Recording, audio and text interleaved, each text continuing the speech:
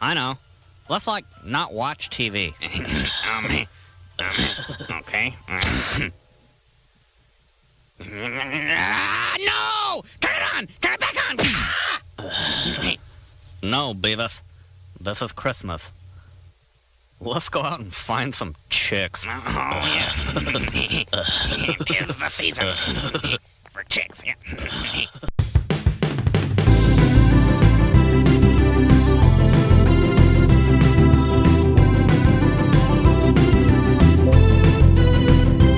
If your friends are nerdy and you are nerdy too, I want to talk to you. Friends talking nerdy.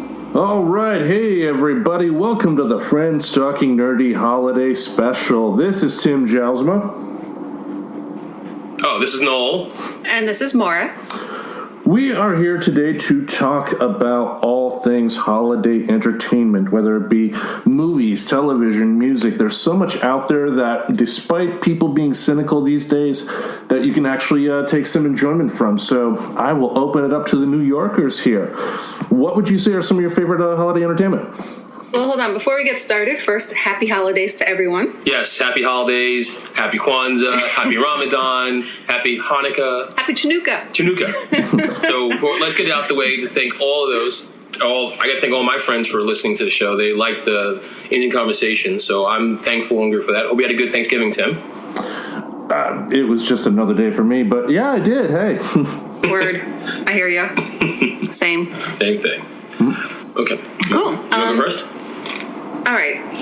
So I'm going to start off, and I know we've all talked about this, and it's funny. I never, ever thought that this was a holiday movie until at the store I worked at with Tim, and they were showing around the holiday times. They actually, in our break room, they showed movies as per our suggestion, and somebody said Die Hard. And I was like, oh, okay, I guess that is a holiday movie. Yeah, it is. Quite thought of it. Yeah, hey, John McClane is heading to see his wife, try to make things better, and he heads out there. I'll never forget. He meets I think Argyle is the limousine driver, Argyle. Listening to Christmas Time in Hollis, driving in, and he goes up in there, and when it doesn't see McClane, he gets kind of goes up, then he types in her maiden name. He's like, Jesus Christ! Oh, that's Tim's favorite part. You know that, right? No, I did not know that. Oh my gosh! Yes, I love that scene with the security guard. So realistic. Tim and I talked about it on a past podcast where that was the one thing that bothered him, where it's like they didn't need to do that because I'm sorry, Tim, go ahead. You explain why you're so irked. And I was just listening to that episode today. Imagine that. It was just the whole point of him going, the guard saying, type the name in on the screen. He finds his wife using her maiden name. He says to the guard, Holly Gennaro, oh, they're on the 30th floor, the only people left in the building. In a movie, it did not need to do that. That always irks me. Yes, they did. We argued about this. You did. But it's also a heightened reality for an action movie, though, so they can kind of get away with it. That would be my argument now. Well, it's funny that when you say holiday films, I'm like, that did take place during Christmas, and a lot of little motifs. Hans goes, "It's Christmas. Let's be thankful. Let's be grateful." So yeah, that's that's definitely a Christmas film. I haven't seen that film. I must have seen that film like, oh God, I lost count. I've seen that film so many times. And I just saw it again last night. I had it on. I have it recorded, so I've been watching it over again and over again. I love that. I love it. It's a great movie. It really is for an action film. For that time, it's a great 80s action movie. It really is. I mean, that's like Bruce Willis's first big film, and it's still, I can put it on and it's still great. Michael Kamen did the score, I believe. It's incredible. It's a good film. And John McTiernan, that was his third film at the time, and he had a strong sense of direction in his films. I was watching this wonderful YouTube video today, kind of examining John McTiernan's, how John McTiernan did his action movies compared to how they're doing today, and there was a strong sense of direction in the films. What I mean by that is, if you remember the scene where Hans is talking to Alice after Alice gave John McClane's identity away. John was always looking at the direction of Alice. Alice was looking at the direction of John throughout the scene when they intercut it. Yet in today's action movies, the camera's just all over the place trying to heighten the tension but confusing you as to direction. Yeah, definitely. I mean, that's it's funny. I gotta look at that. I haven't seen a film in a while. I gotta pop that on. That's a must. And then it's the perfect time of year.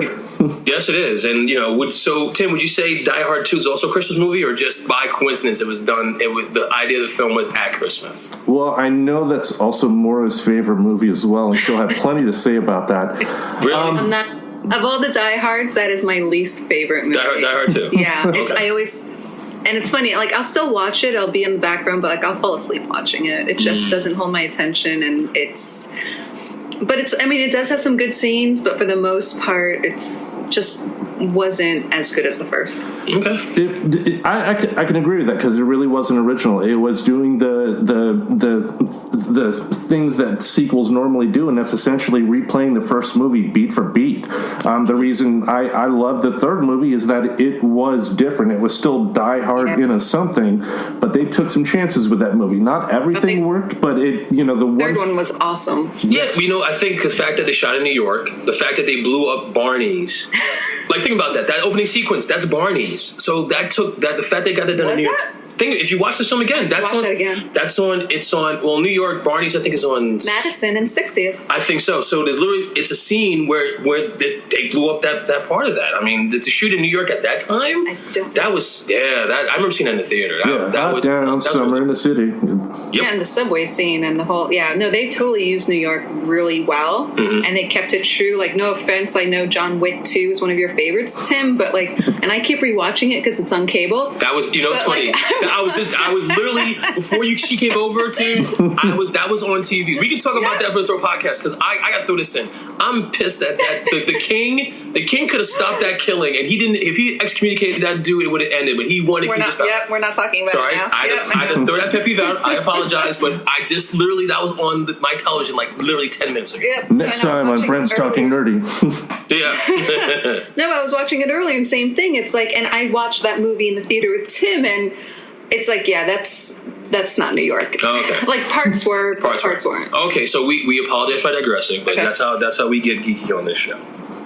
Okay, so for me, my Christmas time movie, I thought about it, and I was just trying to think what film really that captures Christmas for me, and I gotta think National Lampoon's Christmas Vacation. That did it for me. The scene that gets me is really when Clark shines his sled and slips on it and is like going lightning fast down the hill. That's one of the funniest scenes in that movie. So you don't like it, or you're not a big fan of it? I've seen it in bits and pieces, because it's like after the second one, I just kind of lost interest. Yeah, I get it, but it's just nice to see the extreme of it, of Clark and his family and what they're going through with that Christmas dinner. It's not the best Christmas movie, but I just think for that, I think about it, I was like, yeah, that's a good Christmas film, kind of. And for me, that's one of my Christmas gems. Honestly, I've never seen any of the National Lampoon films. Not even Animal Really? House. Oh, you gotta watch it first. Yeah, National Vacation is a must, dude. That's just for you gotta watch that. It was well done. Well, for the longest time, I really hated Chevy Chase. It's only been the last decade or so that I've gotten appreciation of his humor. So I will put that on my list. That's a good one. And another film of his is, I think, Foul Play. The one with him and Goldie Hawn's a good one. That was excellent. That's a funny movie. I do need to see Fletch again. It's been a long time since I've seen that, but it's based on. Wait, does this mean you didn't see Caddyshack? No, you saw Caddyshack. No, I saw Caddyshack. That was the rare one. I mean, that had a lot more talent than just Chevy Chase. But I want to rewatch Fletch, based on a great series of books from Gregory McDonald. Yeah. The first one really captured the feel of the book, and it was good. Yeah. Yeah, I think at some point, Kevin Smith actually was it thinking about bringing back the actual character and talking to Chevy Chase about that. I know that was like a couple of like a decade ago, because he's a big fan of the books, and he really wanted to do the movie again. And Chevy was like, okay, and Smith was going to give a whole new spin to it. But as any project in Hollywood, it kind of just fell through. Well, I don't. The movie that Kevin Smith was supposed to do was based on the book Fletch 1, which was one of the original books from the author, and he originally wanted Jason Lee. The funny thing is, by the time Kevin Smith actually got interest from a studio to do that, they said that Jason Lee was too old for the project at that time, but it was supposed to be. Yeah. Wow. I gotta read the books. Tim, you read the books, right? Yeah, they are must reads. It's okay. Yeah, you got to read them. Okay, that's on my list. All right, man. So we got our 2 films. What's your film? The film for me that defines the holidays, it's cliche, but for me, it's A Wonderful Life. I just love that story. To me, it is one of the most honest films from that era I can think of. During that era, a lot of times it was the wooden kind of dialogue, I love you, darling, that type of deal. But that was the first film that actually had some emotion to it. And for a holiday film, it was dark. I mean, somebody contemplating suicide and all that, getting to the point of death, and then at the end, everything turns out right. But for me, that's one that I can put on every year and have no shame in watching again and again. Yeah, pretty much. I think NBC does it every New Year, every Christmas Eve. It plays it. I remember, you're right. Sorry, for Frank Capra, that's a really dark film. Really, really is. It's been a moment since I've seen that film, but the story behind that, when you think about what Bailey what goes through when he says, "I wish I was never here," and he sees that, it is dark and macabre. Actually, you're good call on that one. That's why I never got into it. I think I watched it when I was too young.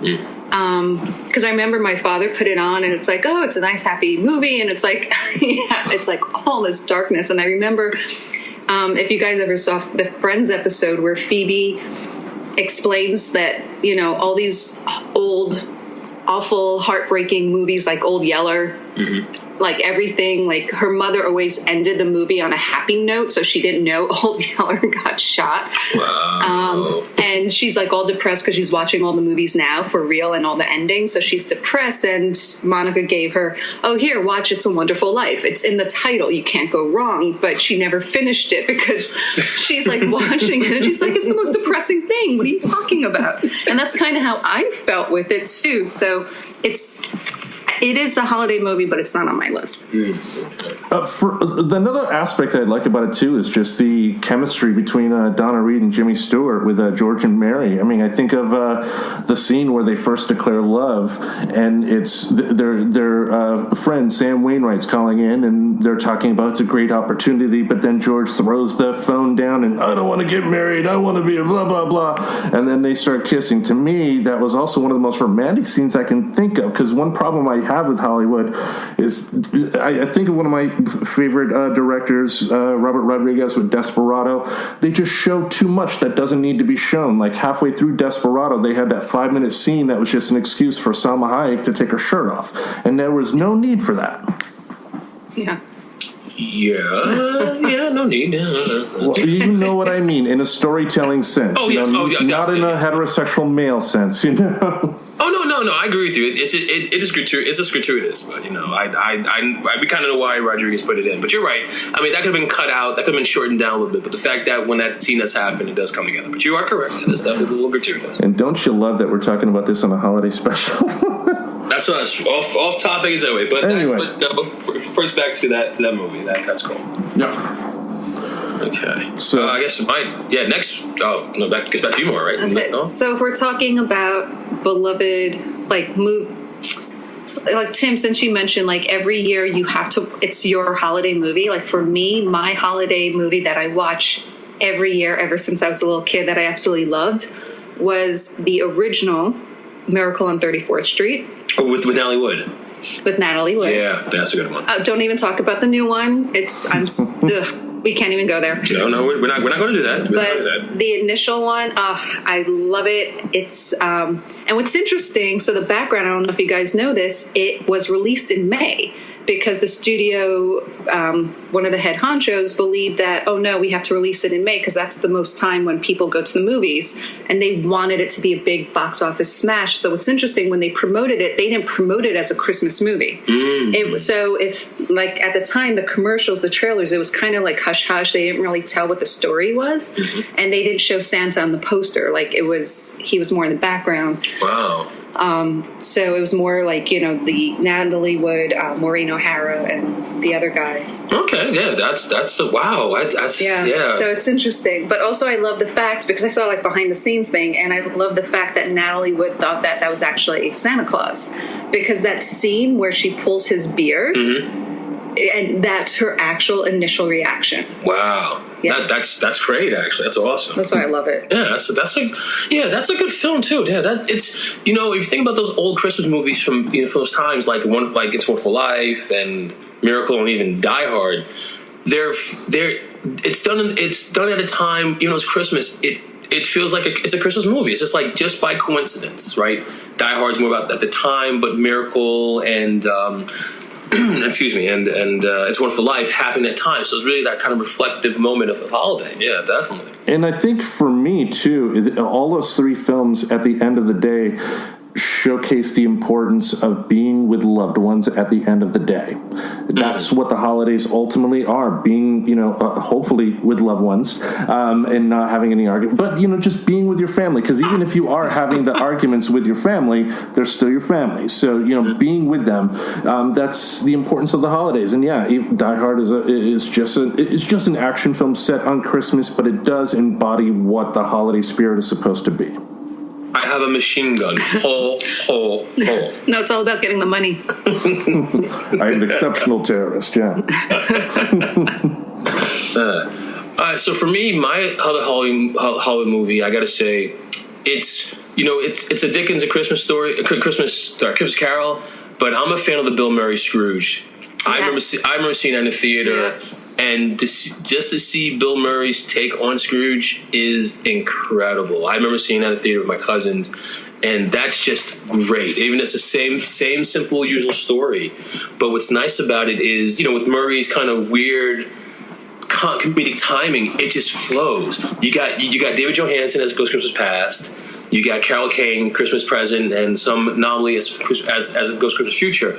But all these subplots, Bobcat Goldthwait, I know, Alfie Woodward, who plays the assistant, and then of course Karen Allen, and of course John Forsythe, the late John Forsythe, plays his boss with that. It's really incredible. I mean, it's been a minute, but that's a really good Christmas film. It's one of those films that really just. It moves. I mean, as Murray character goes along, you really hate him. It's like, okay, you see how you kind of see it gets happening. It's there's some points in the movie is kind of sad, actually, really kind of tragic. When he was a kid and his dad gives him some meat instead of a Christmas gift, I was like, oh wow, man, that's just. But that's what it's supposed to do. It's supposed to set up that whole entire aspect of that. So what's interesting, I also saw it in the movie theater and. It was okay. Like when I saw it in the theater, I was like, "Oh, it's all right." But whenever it came on TV and I would watch it, I loved it more. Like it's one of those where it grew on me and it became a cult classic. Oh yeah, definitely. So that's a good sign, and it's just funny how initially I didn't really love it like the way I do now. Mm-hmm. Yeah, it's been a while since I've seen it. But the director, Richard Donner, doesn't get enough credit for influencing film culture the way it is today, at least on the grand scale. Director of Superman, the director of my other holiday film, Lethal Weapon, the Goonies. He did Conspiracy Theory in the 90s, not his best work, but still a pretty damn good movie. Richard Donner, helps with his wife, helps start the X-Men franchise, which created the Marvel Universe. So, gotta love that guy.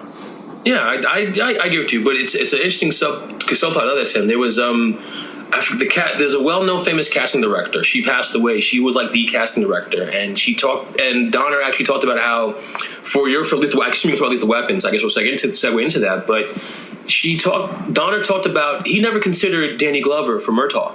Never really occurred to him. It never really, that's what I found weird about that. And because Donna was like, in my ignorance, it never occurred to me to think of Murtaugh as a black guy. And then who would it have been?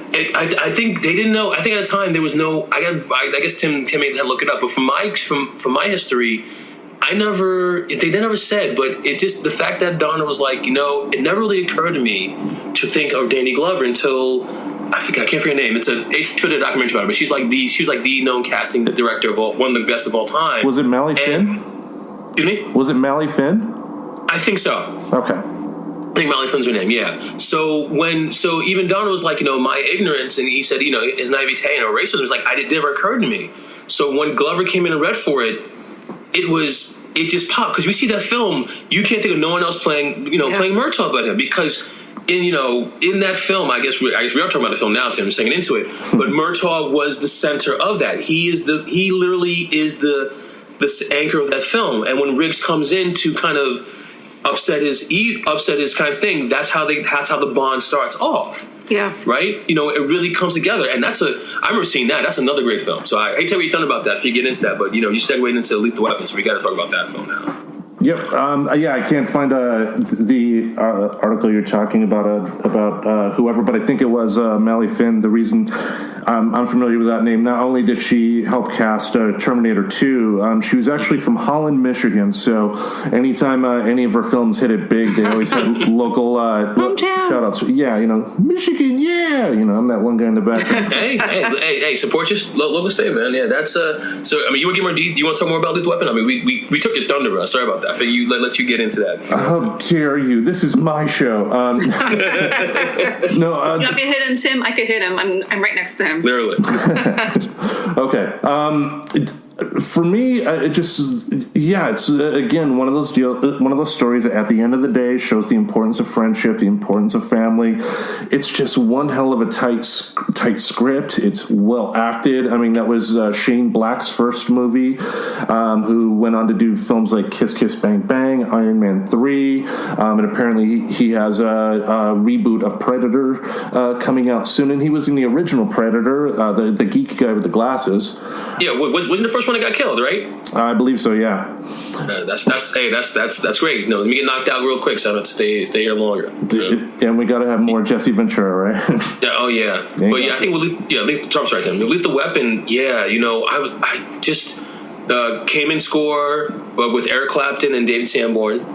Did that, but just the way that film moves, it's a really good film. It's a great film, actually. I think that made when we had our best 80s movie, I think that movie made my list as well. That's just one of those films it's just one of those films you really enjoy watching. It really gets you in, and you really just sitting back and enjoying the ride with Riggs and Murtaugh after all the stuff, and you kind of see the bond. Riggs saves Murtaugh's life, and he meets the family. Daughter smoking weed, and just that bond. Tim really sets it up, and I think that's a good film, especially in the second act of the movie. You're invested in it, and you just want to sit back and see where we're hoping Riggs and Murtaugh finds out what's going on as they're digging deep into this heroin dealing. We're going to find out. And then, of course, we meet Mr. Joshua, played by Gary Busey, who's awesome in that. Yeah. And, that really, perfect bad guy for that. And just the way he would say Mr. Joshua, just he's the perfect type of insane actor that if I were ever to helm an action movie, he'd have to be in that movie somehow. Yeah. For your things, you may call me Mr. Joshua. See, but it's like the more you guys talk about it, the more I can't help but keep thinking of the satire spin-off of it, Loaded Weapon. Which was, to me, I don't know, but I loved it. It was hysterical. So every time someone says Lethal Weapon, I go straight to that movie instead. Because, come on. You have Samuel Jackson. You have William Shatner. Mm-hmm. Tim Curry. Mm-hmm. Was Goldberg? Was Estevez? Was he played the? He Emilio Estevez. Right? Yeah. Yeah. Okay. Wow. I haven't seen that in a minute. I got to catch that one. Right. But it just, I don't know. Everything you guys just mentioned, my mind just took me there. Yeah. It was Samuel L. Jackson's last film, I believe, before Pulp Fiction. Oh my God! Wow. Well, busiest man in Hollywood. That's Samuel L. Jackson for you. He can be in a horrible movie and I'll still see it. I mean, come on, Snakes on a Plane. Snakes on a Plane. I knew you were gonna go there. Yeah, you saw Snakes on a Plane, right? No, because I knew it was gonna be. I just couldn't. But I saw that other movie, Deep Waters or something, or something. Oh, with the sharks. Yes. You know what I'm talking about? Yeah. The one with LL Cool J. Because that was the funniest thing, where it's like he's doing one of his like monologue like spiels, and all of a sudden the shark comes out and just spoiler. Shark comes out and just eats him. It's hysterical. Wow. Oh, I couldn't bring myself to see Snakes on the Plane. It's worth it for the plane. There are snakes on this motherfucking It's like it's. We sat through all that just to hear him say that. But I got it from the trailer. Yeah, that's true. I didn't have to pay money for it. Yeah, but sticks on the plane.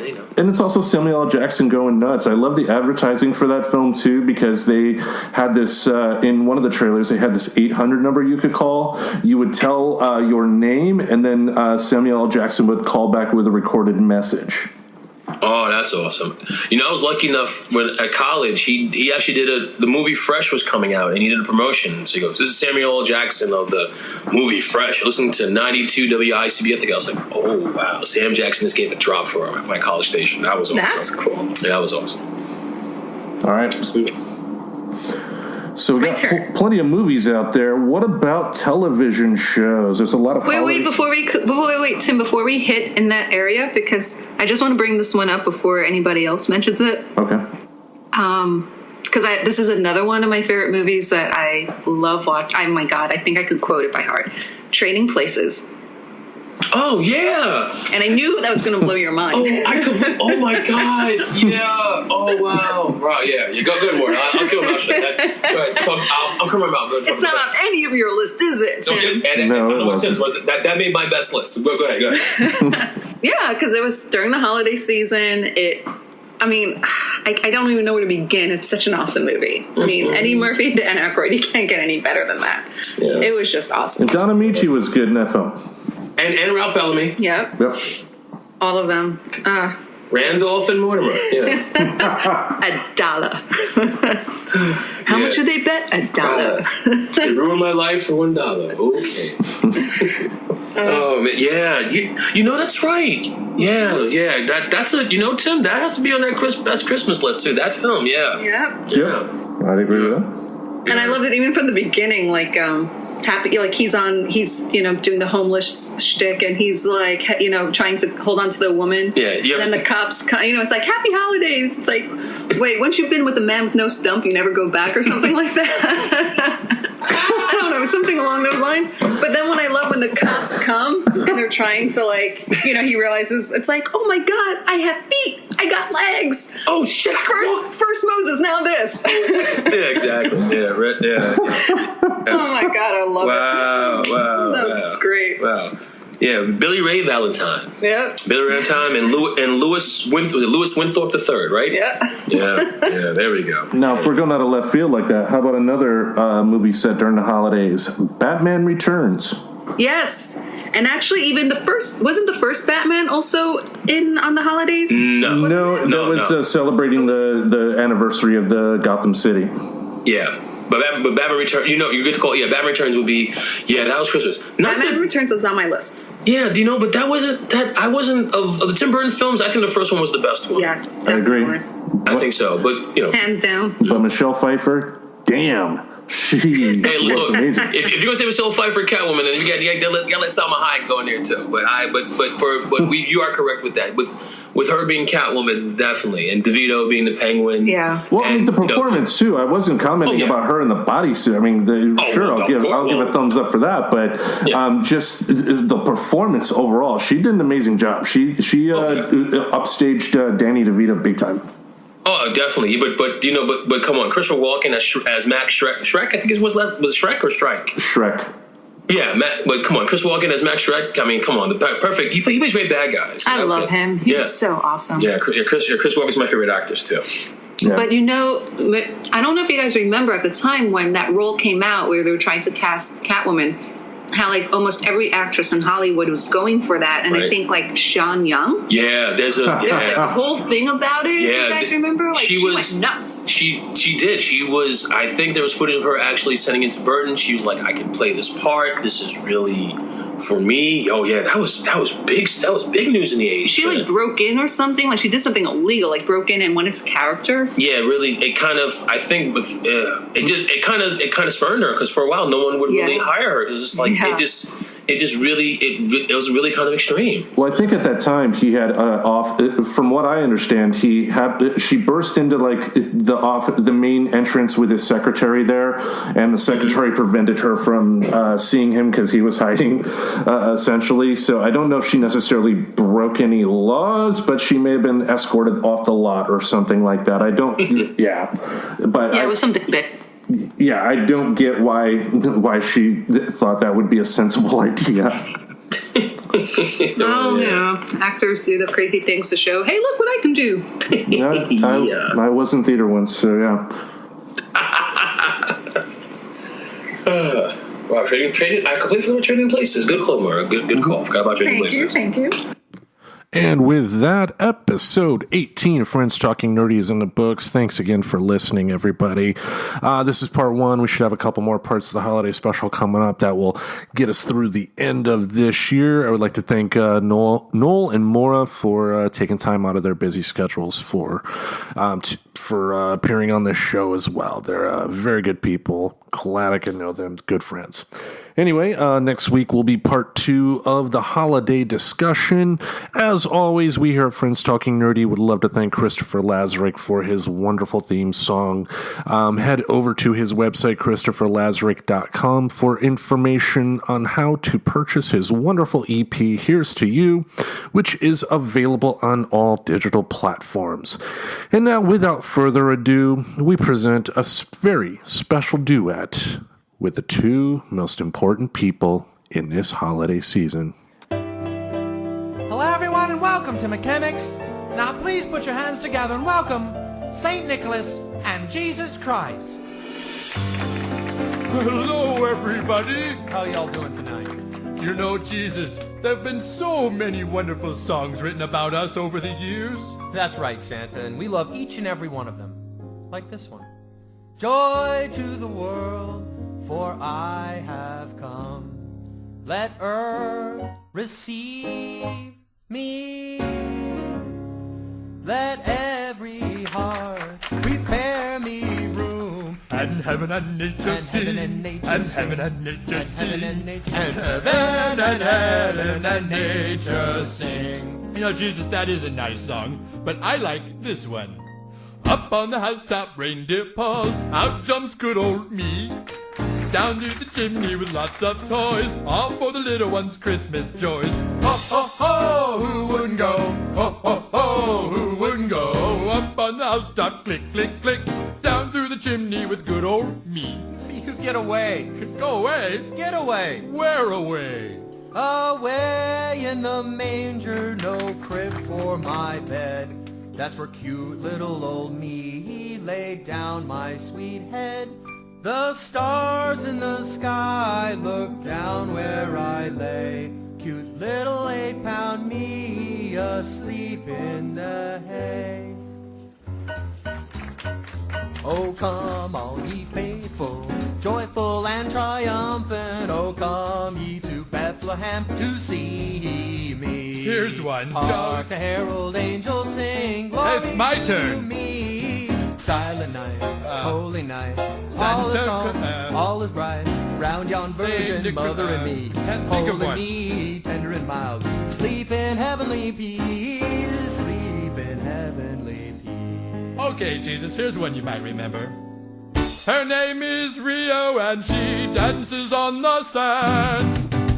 Just like that river twisting through the dusty land. Santa, that's not a Christmas song, bud. I know, but there's like 300 Jesus Christmas songs and only 4 f***ing Santa ones. It's not fair. Just do it yourself. I'm leaving. Oh, come on, Santa, you can't leave. Oh, cute Jesus.